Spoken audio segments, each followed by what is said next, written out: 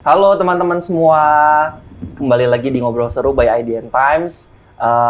Nggak bosan-bosan ketemu lagi sama saya. Kalau hostnya udah saya nih pasti ngomonginnya soal pageant gitu. Nah, kalau misalkan kemarin terakhir kita kedatangan Via dari Putri Indonesia, sekarang datang lagi tapi lebih rame karena semuanya datang. Ini dia Astamara. Arunika. Aduh, kena bully lagi nih gue di sini. Ini dia Arunika. Jadi kemarin Salma juga baru landing ya? Iya. Saya baru landing terus malam. langsung menyempatkan waktu buat datang ke sini. Ini ada Via, ada Mel, ada Rinan juga sama-sama. Halo. Nah, sebelum mulai mungkin kenalan dulu kali ya. Takutnya kena bully-bully lagi nih. Kemarin soalnya terakhir sama Via kena bully saya nih gitu. Boleh Via kenalin diri terus ke Mel, terus juga ke Salma dan juga ke Rinan gitu. Boleh? Hai, saya Firsta Yuvia Marta Putri, biasa dipanggil Firsta, Via, Mbak Via, it's up to you. Saya Putri Indonesia 2025 and Miss Supranational Asia Oceania 2025. Yeay. Apa nih? Ya rame ayo rame gitu. Halo semuanya, perkenalkan nama saya Meliza Safiera Putri Yulian, biasa dipanggil Mel atau Mbak Mel. Saya adalah Putri Indonesia lingkungan 2025 dan juga third runner-up Miss International 2025. Lanjut ya. Halo semuanya, perkenalkan aku Salma Ranggita Cahyariani, biasa dipanggil Salma, Salmoy, Salmon, apapun itu lah ya. And here juga sebagai Putri Indonesia Pariwisata 2020 and Miss Cosmo Indonesia 2025. Ayo Mbak. Hai semuanya, perkenalkan saya Rinanda Aprilia Maharani, biasanya disapa dengan sebutan Rinanda atau kalau akrab Rinan. Saya adalah Putri Indonesia Pendidikan 2025 and Miss Charm 2025 second runner up. Iya, nungguin ya. Jadi kemarin tuh Indonesia dibawa sama Arunika benar-benar harum namanya ya, semuanya dapat gelar title placement terbaiknya gitu. Tapi aku pengen tahu dong pengalaman selama di internasional kemarin, karena beda-beda pasti kan, ada yang di Poland, ada yang di Jepang, ada yang di Vietnam. Dua-duanya Vietnam ya berarti ya? Iya. Gimana pengalaman ikut ajang internasional, apakah seru, ada something apa gitu yang boleh di-share? Ini dari Kavia? Oke. Kalau dari aku sih karena paling jauh ya. Kalau teman-teman kan masih lingkup Asia. Kalau aku udah di Eropa, perjalanannya aja udah 18 jam sendiri gitu kan. Terus memang nyampe sana bilangnya sih ini summer. Tapi ternyata tetap aja dingin banget di sana karena memang kita untuk lokasi hotelnya kan ada di gunung gitu. Jadi memang dingin. Terus selama di sana emang ya seru banget, apalagi juga Kaharasta kan sebelumnya menang, jadi dia juga udah stay di sana gitu. Jadi ya dapat teman-teman baru, terus nyobain makanan-makanan baru di sana. Tapi tetap ya namanya orang Indonesia ya nggak lupa, nggak bisa gitu rasanya kalau makan nggak ada unsur-unsur Indonesianya. Jadi kemarin waktu di sana aku bawa banyak banget makanan, cemilan khas Indonesia. Sebenarnya kita udah pernah bahas, iya kan? Jadi ada apa ya waktu itu aku bawa ada sambal pastinya, ada nasi porang, ada mie instan, ada pangpang, ada peye. Pokoknya banyak deh gitu. Dan ya ternyata ketika bagi-bagi juga mereka suka. Jadi itu sih momen-momen kebersamaannya. Terus coba hal-hal baru di sana itu yang bikin seru. Bikin seru. Kalau Kamel? Kalau aku agak beda sama Firsta, Kak. Kalau Firsta kan banyak bawa makanan karena di sana mungkin di Poland juga makanannya agak berbeda ya sama di Indonesia. Nah, kalau di Jepang, aku tuh suka sama makanan Jepang. Jadi semua makanan setiap hari aku nggak ada yang susah makan karena aku suka. Dan kalau misalnya aku sudah tanya-tanya sama senior, pasti mereka jawabnya satu, kalau diikut Miss International, kamu tuh seperti kayak jalan-jalan aja setiap hari. Walaupun kita sebenarnya ada agenda lain, kayak government visit, lalu juga ada debat, tapi kan kita dibagi ke grup-grup. Entah kenapa, grup aku itu selalu dapetnya yang makan doang. Nggak pernah yang debat, nggak pernah diskusi, entah kenapa grup kita tuh selalu dapet makan aja.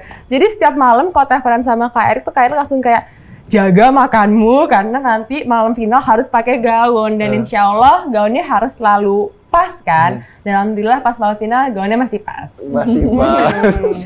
Kalau Salma kemarin gimana Sal? Wow, cerita Karena kan baru banget nih, masih fresh banget. masih fresh banget, fresh from the oven. Kurang lebih 1 bulan ya saya di sana, 28 hari.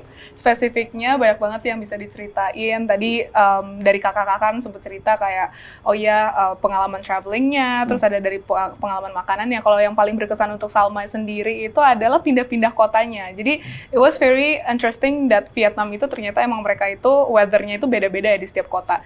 Jadi we get to travel a lot. Kita sempet ke Hue, jadi dari Ho Chi Minh City kita pindah ke Hue, ke Dalat, ke Saigon, dan semua kota-kota lainnya yang kita Banyak ya? pergi lewat bus gitu ya. Dan itu di setiap kota itu emang mereka humidity-nya beda, terus juga cuacanya itu beda-beda. Jadi udah pernah nyobain semua tuh ya, kayak udah hujan-hujanan lagi di backstage udah pernah, kedinginan pernah juga, kepanasan pernah juga. Jadi semua baju kepake gitu, yang dari summer sampai winter gitu ya. Itu ada semua seasonnya gitu pas di Vietnam. Terus juga mungkin makanannya itu it's quite similar to what we had in Jakarta. Jadi sama aja sih. Jadi kayak bener-bener enak juga, enjoy semuanya. Menurut aku juga makanannya tasty ya di situ. Dan most important thing-nya adalah yang paling memorable itu sebenarnya teman-temannya sih. Kayak emang bener-bener diverse banget backgrounds-nya, terus perspektifnya. Dan I really love on how Miss Cospo is actually implementing their values towards the people. Jadi emang orang-orang di sana itu menurut aku emang keren-keren sih di background cerita-cerita yang mereka masing-masing. Keren. Salma juga bakal keren kok background-nya. Kalau Rinan gimana, Nan? Karena sama kurang lebih kayak Salma ya Kak, kita kan di Vietnam, cuma bedanya di Miss Charm tuh kita 18 hari. Dan untuk Miss Charm sendiri, mereka tuh concern-nya ada 3 hal. Jadi ada tourism, culture, and education. Jadi selama 18 hari, mulai dari hari pertama kita datang sampai di hari final terakhir, kita selalu diperkenalkan sama budaya-budaya dan juga tradisi Vietnam yang ada di sana. Terus kita sempat pindah-pindah kota juga, which aku sangat-sangat suka banget sama kegiatan-kegiatan karantina di sana, sangat-sangat have fun banget. Kemudian kontestan dari negara-negara lainnya tuh juga pada asik-asik banget. Makanya di Miss Charm tuh kayak kita kontennya seru-seru banget, nggak ada yang jaim-jaim gimana-gimana. Sampai di hari terakhir juga kita masih ternyata sisterhood-nya tuh masih ada banget gitu. Terus kalau masalah makanan, mungkin aku kebalikan dari Kak Mel. Kalau Kak Mel makan terus, kalau aku justru jarang makan. Karena aku nggak makan sayur, sedangkan di Vietnam tuh makanannya sayur semuanya. Sehat ya. Iya, jadi kalau Kak Erik nelfon Kak Mel, dijaga makannya, aku kayak, Rinan, kamu kekurusan, ayo nanti baju kamu kegedean gitu sih. Tapi seru, overall seru.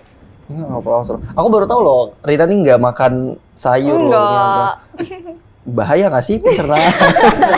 Kayak anak kecil ya, susah makan Iya, sayur. susah makan sayur, harus di juice blender gitu. Harus ditipu mamah dulu. Mamanya 2 ini. Nah tadi kan ngomongin soal friendship di luar. Boleh tahu dong siapa sih bestie kalian? Kalau misalnya disuruh pilih, ada gitu. Bestie kalian selama di ajang internasional kemarin. Aduh banyak lagi, gimana dong? Pilih berapa deh? 1 lah. 2 deh. Boleh. Ini kok tawar-tawaran ya. 2, aku si Michelle dari Thailand sama Savannah dari Namibia. Jauh ya, Namibia. Iya jauh. Kalau yang pertama aku Czech Republic. Oh. Satu lagi roommate aku Malaysia. Kita tuh deket banget sampai kadang kalau kita bikin konten bareng, karena Malaysia sama Indonesia dibilangnya Mimi sama Susantinya Upin Ipin lagi di sana. Jadi kita kayak Lucu banget.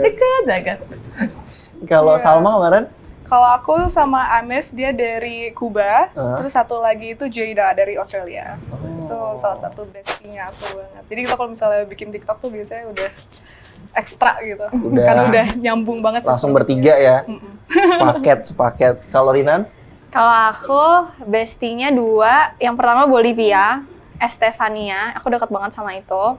Terus yang kedua Australia, Nasia Dalois. Oh, oke. Aku mau nanya kemarin dengan hasil yang didapat, ngerasa puas atau sebenarnya bisa lebih baik lagi kalau dari kalian? Menurut kalian sendiri? Siapa dulu nih? Dari Rinan dulu, kita muter dari belakang. Gantian. Gantian. Enggak ke tengah.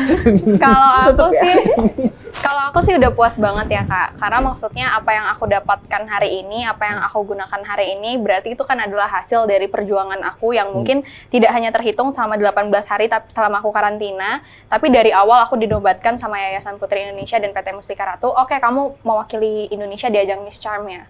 Itu kan sejak hari itu sampai dengan malam final kan aku selalu berusaha untuk melakukan yang terbaik, menjadi representasi Indonesia yang segimana seharusnya aku membawa nama Indonesia di ajang Miss Charm gitu kan. Jadi setelah dari hari pertama aku datang di Vietnam, kemudian aku mencoba untuk enjoy karantina dan aku bertemu dengan kontestan-kontestan lain, kemudian aku menemukan banyak sekali ilmu-ilmu dan sudut pandang baru terkait tradisi dan budaya, maupun sudut pandang mereka tidak hanya di Vietnam tapi juga kontestan dari negara lain. Aku ngerasa kayak itulah yang juga aku dapatkan gitu. Jadi aku ngerasa keluar dari Miss Charm yang aku dapatkan tuh sebenarnya tidak hanya gelar ini, tapi juga ilmu baru dan rasa percaya diriku yang semakin bertambah gitu. Jadi kalau ditanya apakah sudah puas, ya puas, karena tidak ada yang perlu disesali juga. Karena aku udah merasa melakukan yang terbaik juga untuk diriku, untuk Indonesia, masyarakat Indonesia, keluarga, teman yang selalu mendukung aku. Karena sejauh perjalanan ini tuh aku nggak pernah dibiarkan sendiri. Banyak banget, bahkan ketiga saudara-saudara aku ini juga mendukung aku.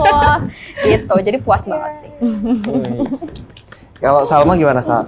Iya, aku juga I'm very proud of all of my sister achievement. Tapi untuk Salma sendiri, I'm beyond proud for what I achieve sih. Karena mungkin dari terima kasih juga kepada Yayasan Putri Indonesia dan Mustika Ratu udah memberikan kesempatan Salma untuk bisa ke ajang Miss Cosmo yang lagi dar-der-dor banget gitu ya. Aku ngerasa awalnya itu udah ngerasa wah udah siap banget nih karena kayak emang we are prepared by the Reachers training, catwalks, terus stage acts, and then very packed schedule juga back in Jakarta di Indonesia dulu. Terus tapi pas udah nyampe di Vietnam itu I just realized something. I thought I was there to compete, but no, I was there to learn. Jadi it's all beyond the titles, it's all beyond the placements. For me, it's more than that. It's beyond that. It's more of a representations di mana akhirnya Salma bisa belajar banyak banget, one of the biggest leap of change I've had in my entire life, and how to represent our country in the best way I could. Dan menurut aku itu yang paling penting sih, selain itu adalah pembelajarannya. Jadi walaupun ini very first pageant dari Salma itu sendiri, I get to learn so much for every of the contestant. Jadi emang kontestannya itu biasanya emang mereka itu sepuh-sepuh pageant ya. Jadi kayak banyak banget yang emang mereka itu udah sangat berpengalaman, entah 12 tahun, entah itu udah berapa puluh tahun gitu. Enggak, puluhan tahun juga sih. Dan mereka bener-bener ternyata di luar dari stage act-nya mereka gitu di atas panggung yang extraordinary if I can say, itu di belakang itu mereka juga hit a very meaningful stories. Jadi emang mereka banyak banget tumpah darahnya dan juga pembelajaran hidup yang bisa pelajarin lebih lagi dari Salma, dan menurut aku it's not bukan sesuatu hal yang menjadi penyesalan ya, tetapi menurut aku itu adalah a biggest learning I've had in my entire life, dan menurut aku itu salah satu hal yang paling berharga yang aku dapatkan sih dari Miss Cosmo. So I really much appreciate that. I really much appreciate the organizations and the people surrounds me there. So I understand that this competition is beyond of the placement, it's beyond of the title, but it's more of how we change ourselves to be better, and it's more of a transformation journey for me. So I am beyond satisfied. Dua-duanya kayaknya depan tekanan ya. Kalau Kamel gimana, Kamel? Kalau mau ditanya Kak, puas atau enggak, bahagia atau enggak dengan capaian, pastinya bukan capaian aku aja, tapi capaian kita berempat pastinya sangat puas dan sangat grateful lah untuk itu. Karena benar yang tadi kata Salma, ketika kita masuk ke dalam pageant ataupun international pageant, kita kan di sini nggak hanya merepresentasikan diri kita sendiri, tapi kita juga membawa nama baik Indonesia. Jadi it's not just about place atau unplaced aja, it's not just about the crown or the title, tapi bagaimana kita bisa datang ke sana aja tuh kita sudah menang. Kita datang ke sana kita sudah menjadi orang baru, kita sudah siap membuat gebrakan-gebrakan baru sebagai orang Indonesia di negara orang. Pastinya kita sudah menjadi orang yang membanggakan tidak hanya untuk keluarga, tidak hanya untuk KSM Putri Indonesia, negara, tapi juga membanggakan diri kita sendiri.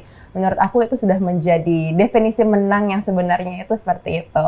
Jadi dengan banyaknya sekali komen dari netizen, kayak harusnya kita bisa dapat A, harusnya kita bisa dapat B, kalau kata Rinan berandai-andai.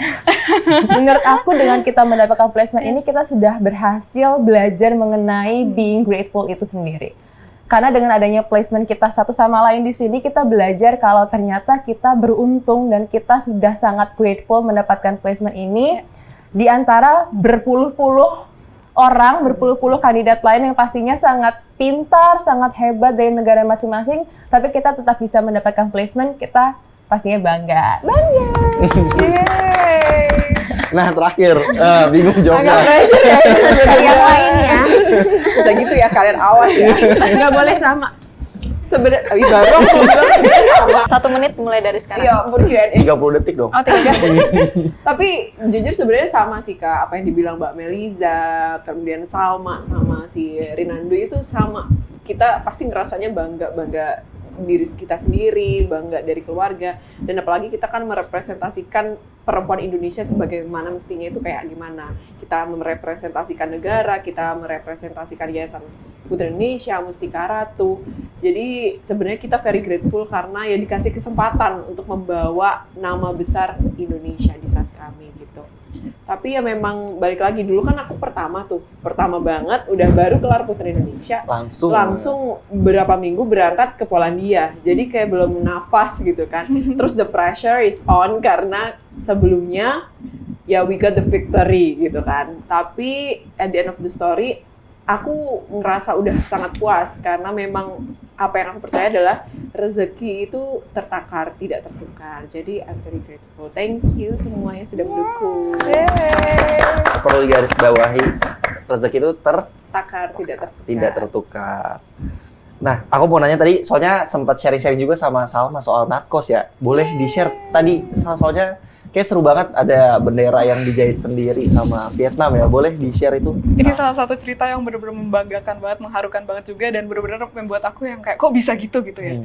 Jadi emang kita itu mau ngebawain national costume yang beda kan udah lumayan lama nih kita nggak ngangkut tema Toraja, kita bawalah tema Toraja ini. Terus aku ngomong sama desainer dari kostumnya dari Kak Inggi Kendran gitu ya, aku sempat lumayan memberikan leluasaan lah dari desainer ini untuk berkarya gitu.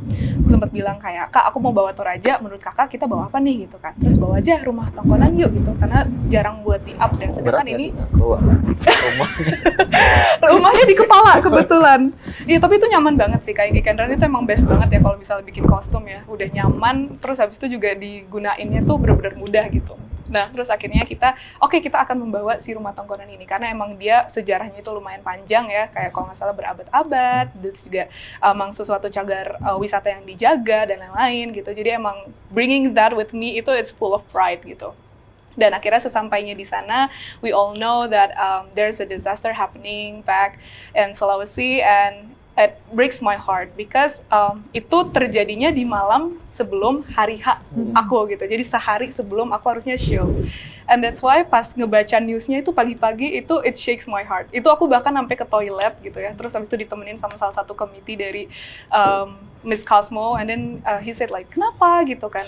Terus kayak I cried gitu kan, because I don't know kayak if I'm able to wear that in the show or not gitu. Terus akhirnya katanya kayak it's okay if you actually want to express yourself there gitu. Dan akhirnya di malam itu sebelum show gitu, sebelum itu kayak kita sempat rehearsal, dan di rehearsal ini aku ketemu ada satu-satunya orang Indonesia yang di Dalat. Jadi waktu itu kan di Dalat show-nya. Di Dalat itu kota kecil di daerah Vietnam. Terus setelah itu kayak waktu itu apa ya yang bisa kita tunjukin buat showing pride gitu lah untuk si tongkonan ini. Terus akhirnya di situ si satu-satunya orang yang di Dalat ini, dia bapak-bapak, dia bilang kayak, kamu bawa bendera deh gitu, kamu bawa bendera nggak gitu. Terus aku bilang, aku nggak bawa gitu. Terus dia bilang, coba nanti saya carikan ya. Dan itu kota kecil gitu di daerah Vietnam, jadi buat cari bendera itu bener susah banget. Dan akhirnya dia bilang, oke, karena aku nggak nemu benderanya, aku jahit sendiri pakai tanganku. Jadi beliau itu satu-satunya bapak yang satu-satunya orang yang ada di Dalat dan dia itu menikah dengan orang Vietnam gitu. Terus dia akhirnya stay di Vietnam dan akhirnya dia ngejahit sendiri dengan tangannya dia untuk membuat bendera itu karena dia juga merasakan pride yang sama dan juga mungkin kesedihan yang sama juga gitu ya. Jadi sehingga akhirnya di show itu akhirnya aku bisa membentang bendera gitu dengan bangga. Itu sih ceritanya. Dan itu viral sampai banyak banget dapat engagement ya. Itu gede banget sih. Soalnya emang pas banget momennya baru dirobohin kan rumah yang di Sulawesinya itu. Nah kalau ngomongin disaster, aku juga mau nanya sama Kak Mel nih. Kak Mel jangan diem-diem aja. Ya aku bilang, aku ngomong. Kak Mel kan sebagai Putri Indonesia Lingkungan gitu ya. Terus kalau ngomongin disaster kan ada juga yang baru terjadi di daerah Sumatera. Ya. Aku mau nanya dong pandangannya Kak Mel gitu, point of view sebagai Putri Indonesia Lingkungan terhadap bencana yang sekarang ada. Tapi nggak cuma di Sumatera ya, soalnya kan kemarin baru-baru juga ada yang di Tegal Ya. gitu-gitu. Nah menurut Kak Mel tuh gimana? Oke, jadi waktu aku dengar adanya bencana di Sumatera, di Aceh, Sumatera Utara sama Sumatera Barat, tuh waktu itu aku masih di Jepang. Jadi aku baru selesai malam final, terus waktu itu tiba-tiba banyak sekali DM yang masuk ke aku, banjir DM nih dari netizen, kayak Kamel please bicara tentang ini. Karena aku kan nggak bisa nonton TV kan Kak, kalau ada TV pun di sana nggak ngomongin tentang bencana Indonesia. Lalu ketika aku lihat, wah banyak ternyata lagi ada bencana yang terjadi di Sumatera. Nah, waktu itu sebenarnya ketika aku di Jepang, salah satu talent yang aku berikan di Jepang itu waktu talent show itu tuh aku main wayang. Main wayangnya itu berbicara mengenai perihal bagaimana umat manusia hidup di bumi ini kita punya responsibility untuk bisa memahami kalau bumi ini juga bisa berontak. Kalau bumi ini kalau nggak kita jaga ini pasti juga akan bisa namanya membuat sesuatu yang membuat kita tuh jadi paham kalau bumi itu harus kita jaga. Nah sebenarnya ketika aku main wayang itu aku bener-bener membawakannya tuh ini pengen jadi peringatan untuk seluruh umat manusia kalau ini tuh kita harus punya tugas nih satu sama lain untuk menjaga bumi kita. Dan sebenarnya apa yang terjadi di Sumatera menurut aku juga merupakan suatu pengingat untuk kita semua kalau lingkungan, kalau bumi kita ini itu memang sudah ada sejak dari dulu. Kita sudah diberikan namanya tempat tinggal yang nyaman, tempat tinggal yang aman. Kalau kita tidak menerimanya dengan baik dan bijaksana, pastinya juga tidak akan baik. Nah, kalau misalnya kita bicara lebih lanjut Kak mengenai yang ada di Aceh, mengenai yang ada di Sumatera Utara sama Sumatera Barat, sebenarnya hal ini tuh sudah sering sekali kita obrolkan. Apalagi di Putri Indonesia 2024, waktu itu topiknya juga mengenai lingkungan, mengenai deforestasi dan macam-macamnya tentang kehutanan. Dan sebenarnya topik-topik ini tuh dari dulu tuh udah ada. Tapi ketika kita tidak tahu apa dampak pastinya, dampak spesifik, dampak konkret yang bisa kita dapatkan kalau kita tidak mengumandangkan isu ini, itu kita belum tahu. Dan ternyata dikasih tahu lah sama bumi, dikasih tahu sama our Mother Earth. Jadi dengan adanya bencana ini kita tidak hanya harus melihat dari sisi negatifnya saja, tapi kita juga harus lihat dari sisi positifnya. Gimana kalau misalnya selanjutnya untuk our future ini juga harus kita sama-sama jaga biar nantinya hal-hal seperti ini tuh tidak terjadi lagi. Walaupun memang benar namanya bencana, tapi kan bencana itu pasti sudah ada reasonnya sendiri dan ini sudah terjadi mungkin sudah berpuluh-puluh tahun lamanya. Jadi kita sebagai manusia, sebagai warga negara Indonesia punya tanggung jawab besar tidak hanya sebagai Putri Indonesia saja, tapi untuk kalian semua juga untuk sama-sama menjaga lingkungan kita gitu. Oke. Nah ini aku jadi sempat kemarin share poster kalian di medsos terus nanya ke teman-teman ada yang mau ikut nanya juga nggak nih gitu. Nah ternyata ada 2 orang yang curious buat nanya gitu. Yang pertama tuh dia nanya gitu, how you define a win? Sebenarnya agak mirip yang tadi tapi define win-nya sendiri kayak gitu. How I define a win? Menurut aku seorang yang merupakan a winner itu bukan hanya dilihat dari bagaimana orang lain melihat seseorang itu. Tapi menurut aku ketika aku menjadi seorang pemenang itu ketika aku sudah being grateful of who I am, being grateful untuk apa yang sudah aku terima, dan being grateful untuk apa yang sudah aku lakukan. Tidak perlu mencari validasi dari orang lain, tapi validasi yang terpenting itu dari diri sendiri. Kalau dari diri kita sudah merasa bangga terhadap diri aku, berarti aku sudah menjadi seorang pemenang. Gitu. Kamulah Serius pemenangnya. amat, Bu? Iya ya. Kamulah pemenangnya. Kalau Pia gimana, Pi? Ini belajar dari pengalamanku Road to Putri Indonesia ya. Mhm. Jadi memang menurutku seorang pemenang itu yang bisa mengalahkan rasa takut dan keraguan terhadap diri sendiri. Karena dulu mungkin bukan cuma aku ya, tapi banyak juga putri-putri yang lain, mereka itu takut untuk ikut Putri Indonesia, takut bisa nggak ya, terus juga pasti banyaklah ketakutan, keraguan yang ada pada diri sendiri. Tapi ya dari itulah aku ngerasa bahwa ternyata setelah aku kelar semua agenda ini ya, mulai dari Putri Indonesia Jatim, Putri Indonesia Nasional, Miss Supra, itu aku merasa ternyata kemenangan yang aku dapatkan yang sesungguhnya itu bukan crown, bukan sas, bukan titel sebagai Putri Indonesia or everything, tapi ya memang ketika aku sudah berani melawan diriku sendiri atas semua rasa itu tadi, rasa takut, rasa khawatir, rasa ragu. Jadi itu sih how I define a win, itu adalah ketika aku udah berani untuk mencoba, melangkah dan melanjutkan atas apa yang aku sudah lakukan sebelumnya.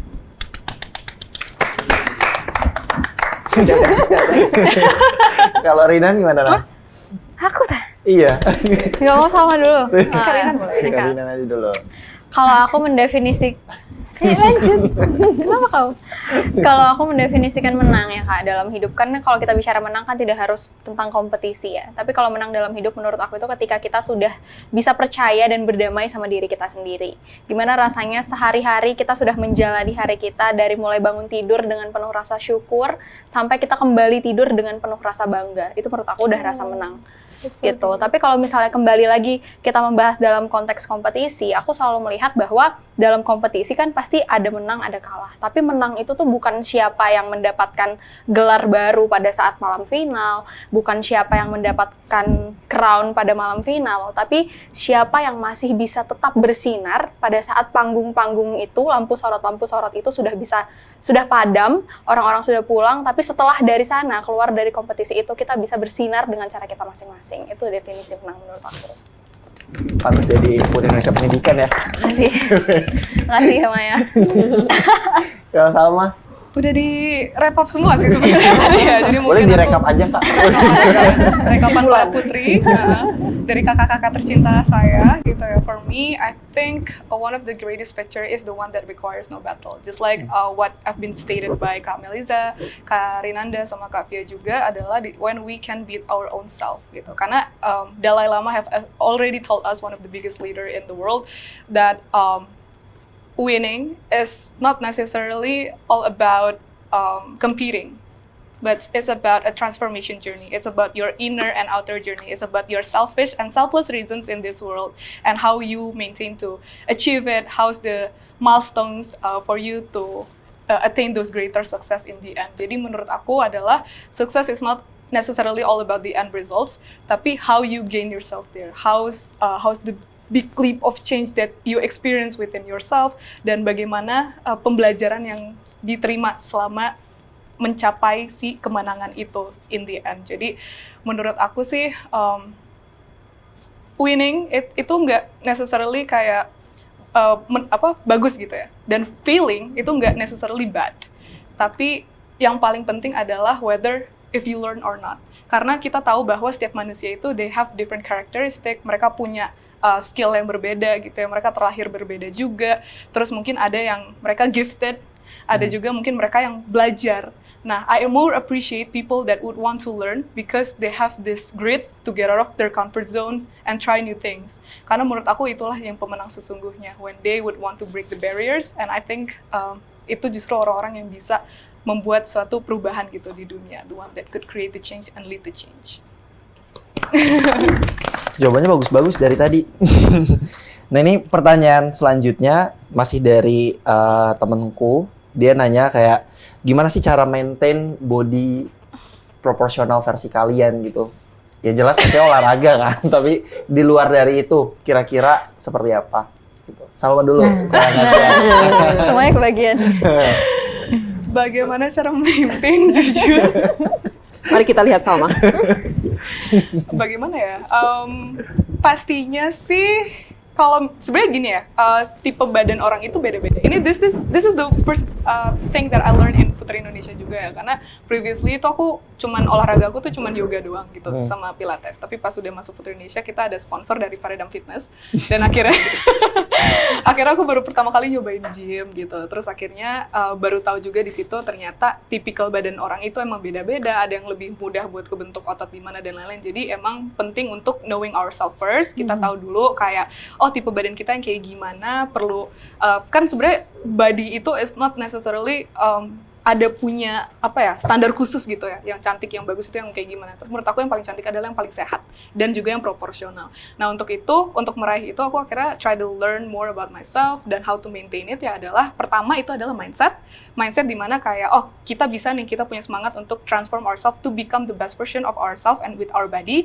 Yang kedua adalah comfortable of doing it the process, karena we all know that it needs consistency kalau misalnya mau ngejaga badan, karena we have to do diets, dan mungkin itu semua orang itu bakal ngerasa pressure di awal. Jadi if you feel comfortable of doing it, itu bakal lebih mudah lagi untuk biar bisa persistent and consistent during the day. Dan akhirnya itu sih yang aku lakuin. I give a positive affirmations for me myself each day that I did this not for other people, but I did this for myself to be the best version of myself. Dan setelah itu akhirnya nge-maintain dengan doing diets dan juga olahraga, dan akhirnya bisa attain the best proportional body yang akhirnya ditargetin gitu. Dan selain itu juga kita ke dokter slimming juga ada dari Dermaster gitu sih, jadi konsultasi dan lain-lain seperti itu.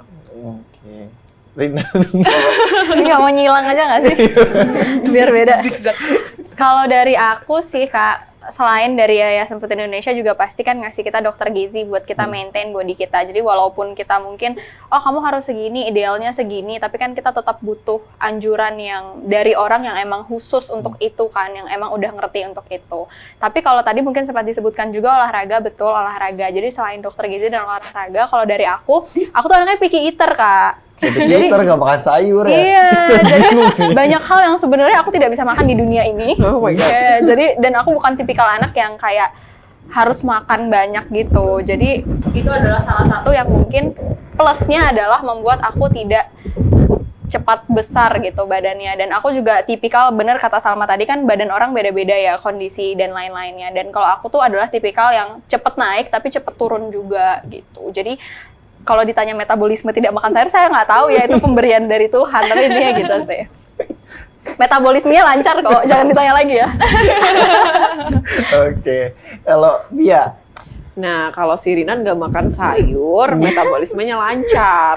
Aku suka makan sayur, suka makan buah. Itu jujur aja metabolismenya agak susah Masih gitu kan. ya. Itulah yang aku keluhkan dari awal aku berangkat, mulai dari waktu PI Jatim, waktu PI Nasional, Misupra. Masalahnya selalu di itu gitu kan.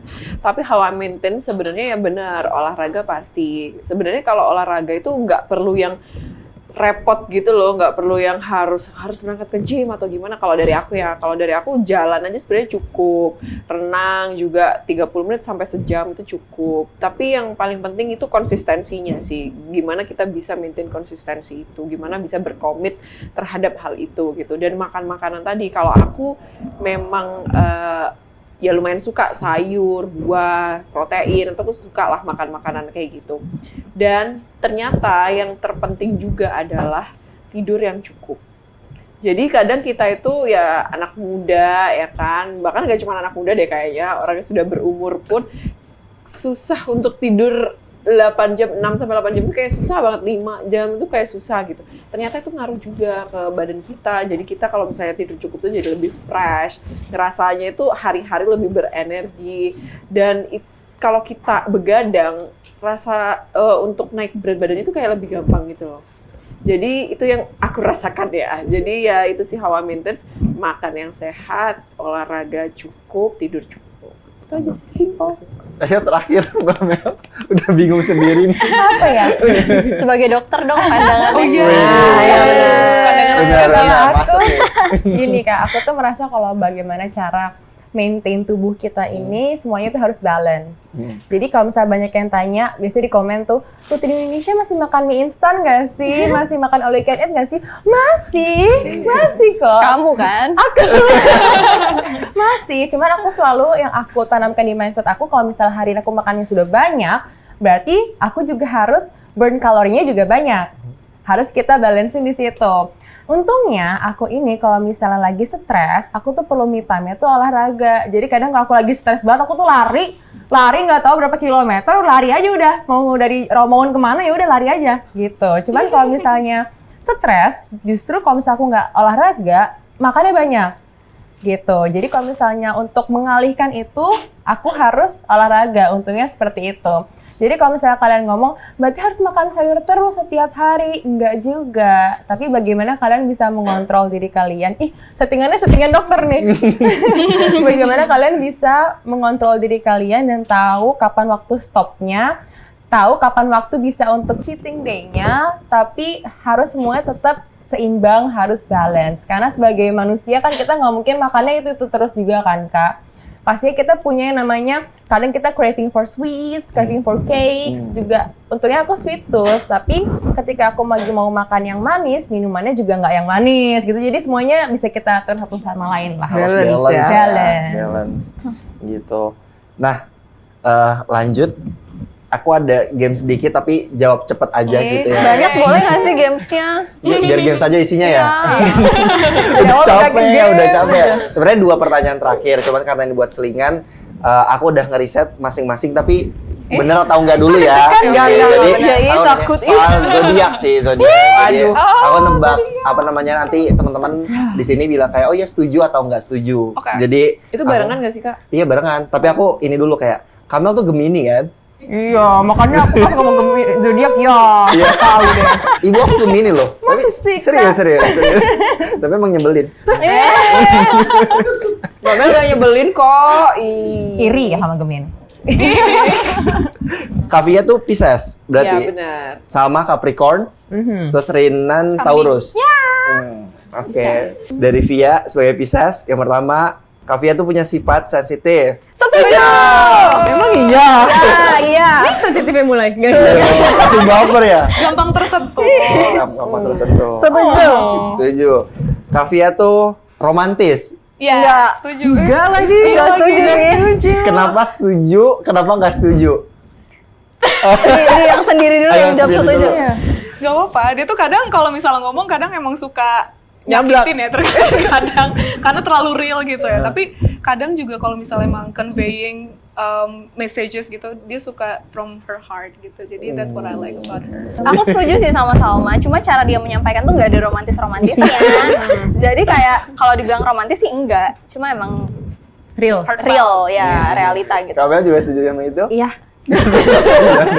Udah cukup iya. Terus Kavia itu suka melamun. Enggak setuju. sih, enggak. Enggak. Iya tuh. Enggak tahu sih. Enggak notice lagi kan. Tunggu, kita harus nanya ke Olivia.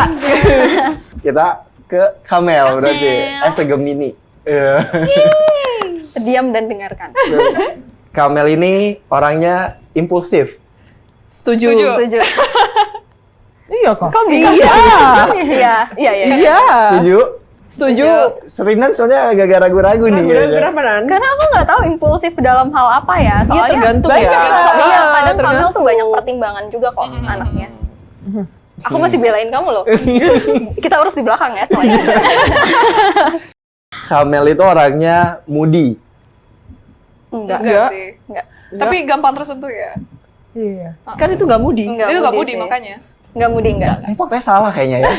Ini siapa sih yang bikin? Ayo. Ini mungkin risingnya bukan Moody nggak? ini Moody. kali ya, bukan Iya, Gemini. bisa, Cuman mungkin bisa dikontrol. Iya. Oh, dia sendiri yang mengaku mudi ya. Tadi kita nggak lihat itu.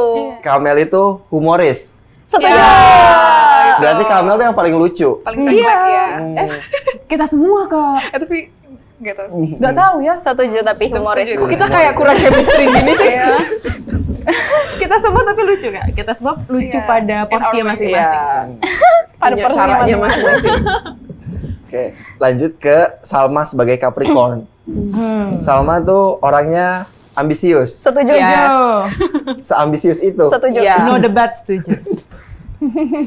Salma tuh orangnya jarang menunjukkan emosi. Enggak lagi. Enggak. Itu nggak setuju. Kok Nggak ikutan setuju. jawab sih? Justru dia yang paling terlihat emosionalnya tuh. Iya. Jadi kalau bete langsung kelihatan kayak gitu. Lebih ke Karena dia paling muda dari kita kan Kak. Jadi kayak lebih menunjukkan emosionalnya aja gitu.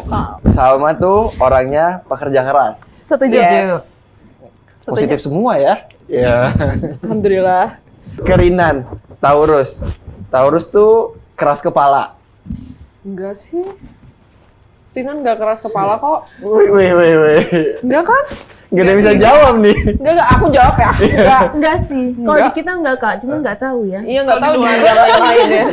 Tapi aku punya teman Taurus tuh emang keras kepala tau Enggak sih. kok. Tergantung Kak, Taurus ada yang Taurus awal dan nama Taurus akhir. Aku Tahu banget Taurus dia anak positif Kak, aku Taurus kanan. Oh Taurus Mungkin kanan. Taurus Oh ada yang kanan Taurus kali. kanan, Taurus kiri ya. Iya, 2 Taurus tuh. Taurus tuh pekerja keras. Iya. Iya. Setuju. Oh, Setuju. setuju ya. Terus yang terakhir adalah Karinan tuh orangnya posesif. Iya. Masa sih? Iya, Nan. Iya. Sama Mel nggak bisa jawab. Posesif gimana dulu nih yang mana dulu? Enggak, maksudnya misal nih ya, misal kita ada acara, terus ada apa gitu, itu kayak gimana ya? Kayak sense of memilikinya itu kuat gitu loh. Kalau misalnya sama Positif, temen-temennya kan? itu Tetap positif Kalau sama ya. temen-temennya dia itu kayak ini temen gue nih, kayak gitu loh modelnya. Iya. Kayak dia bener-bener apa ya, jaga gitu. Kita lanjut ke pertanyaan 2 terakhir, Oke. teman-teman. Kalau bisa memutar waktu, kira-kira kalian kembali pilih ajang, karena aku jelasin dulu karena Putri Indonesia tuh sistematikanya kan milih ajang kan ketika menang kan kemarin tuh. Jadi kayak Diskusi bersama. Iya, diskusi bersama. Jadi kayak Via pengen kesini. Nah, kalau misalkan bisa balik ke waktu itu, kalian bakal pindah ajang atau tetap ikut ajang yang sekarang sudah digeluti? Kalau aku enggak sih Kak, karena ya itu tadi ya, balik lagi yang udah aku bilang dari awal, rezeki itu tertakar tidak tertukar. Kalau misalnya dari aku dan Yayasan Indonesia, kita memang ya berangkat ke Miss Supernational. Jadi memang ya aku rasa itu memang jalanku gitu sih. Udah cukup simpel. Ayo kalau Mel. Kalau aku sama enggak Kak, karena dari awal aku ikut audisi Putri Indonesia pun waktu itu ditanya sama LPL, jawabanku sangat lugas, aku mau ke Miss Internasional. Dan alhamdulillah kita hasil diskusinya juga ke Miss Internasional, dan setelah dijalanin juga aku beruntung dan aku grateful bisa berada di Miss Internasional. Me too. I'm beyond grateful to be one of part of Miss Cosmo Organization karena dulu pas finalis sempat viral juga Kak, sempat ditanyain sama satu portal pageant mau ke ajang internasional mana. Terus dulu aku sempat mention sih, it's either Miss International atau Miss Cosmo karena both itu emang dia punya impact yang sangat besar gitu, and I advocate for SDGs at that time a lot. Jadi emang align dengan 2 ajang tersebut. Tapi now that I'm becoming the part of Miss Cosmo Organizations, sempet tadi dijelasin juga Capricorn itu one of the most ambitious Kalau bisa ikut 4-4-nya ya. nggak gitu ya. Cuman kayak seeing all the challenges I have in Miss Cosmo, karena di Miss Cosmo itu emang bener-bener agendanya dar banget ya. We have a debating competitions, we have a ada Green Summit juga kemarin, jadi ada pitching for business competitions as well. Terus ada kayak catwalk juga, ada show juga. Pokoknya semuanya lengkap all in. Dan I really love to challenge myself in that competition specifically. So yeah, having those experience itu one of my biggest blessing. Rinan. Kalau aku tanpa menyinggung ataupun merendahkan ajang lain, aku jawabannya juga sama, tidak. Aku kalau disuruh memutar waktu dan memilih ulang, berdiskusi ulang, aku akan tetap memilih Miss Charm sebagai jalan aku melanjutkan perduniaan pageant aku ini. Karena di satu sisi Miss Charm itu concernnya sama banget sama yang apa udah aku geluti dari dulu Kak. Jadi emang culture, education, and tourism. Terus yang kedua, aku juga percaya, makanya aku selalu bilang sama netizen, udah stop berandai-andai, semua tuh udah ada jalannya gitu. Dan kalaupun aku misal tidak di Miss Charm, belum tentu performa aku dan belum tentu apa yang aku dapatkan sama seperti yang aku hari ini gitu. Jadi kalau ditanya, aku tidak akan memilih apa-apa lagi selain Miss Charm. I love you Miss Charm. Terus bisa terus ya. Nah, pertanyaan terakhir sebagai penutup juga ini, karena aku tahu Putri Indonesia juga udah mulai sharing soal pemilihan kan. Nah, untuk yang terakhir ini aku mau minta ke teman-teman semua yang memang sudah akan jadi pendahulu, akan segera lengser tahun depan. Kira-kira pesan atau tips buat teman-teman juga yang mau join PI di tahun depan. Aku pesannya untuk seluruh perempuan Indonesia yang mungkin sudah memutuskan untuk ikut Putri Indonesia di tahun depan, atau mungkin yang masih ragu, jangan ragu lagi. Siapa tahu tahun depan itu adalah tahun kalian atau waktu kalian, karena kita nggak pernah tahu kapan rezeki itu akan datang ke kita. Mungkin kalau kalian nggak ikut tahun depan, rezeki bisa tahun mungkin 3 tahun ke depannya, tapi kalau misalnya mungkin ternyata Tuhan memberikan rezeki untuk kalian tahun depan, kalian harus mengambilnya dan juga harus mendapatkan yang terbaik juga untuk diri kalian masing-masing.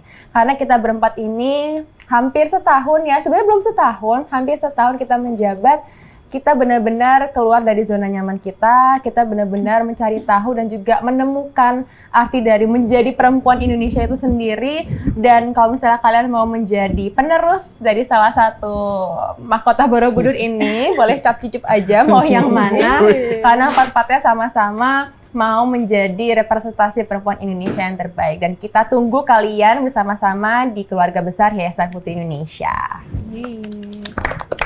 Ayo, yang lain. Ayo. Jangan tepuk tangan aja, Rinan. Tujuh Kak, tujuh. Ayo, Rinan, biar silang Aduh, kan. nyesel nih tepuk tangan nih. Oke, jadi untuk kalian semua wanita-wanita Indonesia yang mungkin ingin menjadi putri Indonesia, sekarang sudah ada kesempatan terbuka untuk kalian. Yayasan Putri Indonesia dan PT Mustika Ratu TBK sedang membuka kesempatan untuk kalian pendaftaran Putri Indonesia tahun 2026. Mungkin pesan dari aku berpesan bahwa jangan melihat Putri Indonesia hanya sebagai wanita-wanita Indonesia dengan title, dengan sash, dengan crown, dan lain sebagainya. Tapi kalian harus melihat Putri Indonesia sebagai platform yang punya purpose. Jadi aku yakin kita tuh punya banyak sekali wanita-wanita Indonesia yang bisa menjadi representasi Indonesia, tidak hanya di nasional tapi juga di kancah internasional. Kita punya story yang berbeda, kita punya latar belakang yang berbeda, dan aku yakin Indonesia tuh tidak akan pernah kehabisan wanita-wanita dengan latar belakang yang luar biasa. Contohnya setiap tahunnya Putri Indonesia selalu mendapatkan wanita-wanita hebat, dan inilah kesempatan untuk kalian. Dan mungkin kalian ada penuh rasa ragu, mungkin kalian ada kadang capek, jenuh, tapi kalau Putri Indonesia adalah impian kalian, kejar terus aja, karena dalam mengejar mimpi memang jalannya tuh nggak harus selalu mulus, nggak harus selalu lurus. Kalian boleh istirahat sejenak, mungkin boleh berpikir sejenak, tapi jangan lupa set goals kalian, set tujuan kalian, set purpose kalian. Kalau memang Putri Indonesia adalah bagian dari mimpi kalian, jangan lupa daftarkan diri kalian sampai tanggal 31 Desember 2026. Kemudian 2025, sorry. Tahun ya, lama banget ya. Pengen ngejabat lagi soalnya. Enggak ya. Tapi ya, ayo. Kalau dari aku, tips and triknya sebenarnya ya pasti kalian banyak nih yang udah mempersiapkan untuk ikut Putri Indonesia. Dan pasti juga di sana persaingannya ketat banget ya untuk menjadi finalis Putri Indonesia. Tapi pesanku adalah just be authentic, karena sebenarnya ketika ikut suatu kompetisi kayak gini ya, kita kan bisa bilang Putri Indonesia itu adalah kompetisi gitu kan. Pasti banyak sekali hal-hal yang akhirnya membuat kita berubah. Jangan sampai kita lupa sama diri kita sendiri, kita itu siapa, purpose kita itu di Putri Indonesia itu apa. Tetap ingat tujuan awal kalian apa, dan tetap ingat juga kalian itu siapa. Jadi kalian nggak kehilangan value-value yang kalian bawa. Sehingga nanti ketika berkompetisi, kalian juga bisa lebih enjoy, lebih tulus, dan juga ikhlas. Gitu. Oke, terakhir, Yay. Salma. Last but not least, for my next successor nantinya buat mungkin semua perempuan di luar sana yang ingin mau mendaftarkan dirinya di Putri Indonesia, maybe you might, maybe as an outsider sebelumnya, karena dulu Salma itu not coming from a pageantry background, I can see that I sense maybe pageant itu somewhat like glitz and glam, but it's actually more than that. It's about a learning experience and how do you empower the women and the best way that you could do. Jadi menurut Salma, whenever you feel like you're small, whenever you feel like you have doubts, or whenever you might still feel like you're not enough, don't think about that. Karena as long as if you have those values, if you have those purpose within yourself, and you actually want to convey to this world, I feel like empowerment itu adalah sesuatu hal yang non-negotiable. So just do it anyways, and yeah, I'm a living proof that I would just do it anyways, and look how it brings me now. So I feel like it's one of the biggest learning experience I've had in my entire life, and I want you to experience that as well. Itu dia, teman-teman. Senang banget kalau ngobrol sama Putri Indonesia tuh emang sesuai sama karakternya. Jadi brand, beauty, behavior, sama brave. and Jadi be right. Be right. be right. 5B. Brave nggak sih? Oh, sekarang 5B. Jadi ada be right sama be brave ya. Itu seneng banget. Jadi Castiscus dari tadi banyak banget dapat insight. Terus yang mau join PI tahun depan udah dikasih juga tips-tipsnya, mulai aja dulu. Sama kayak Kamel, sama kayak Via juga, Rinan dan juga Salma. Nah itu dia bincang-bincang ngobrol seru bareng IDN Times bersama Putri Indonesia 2025.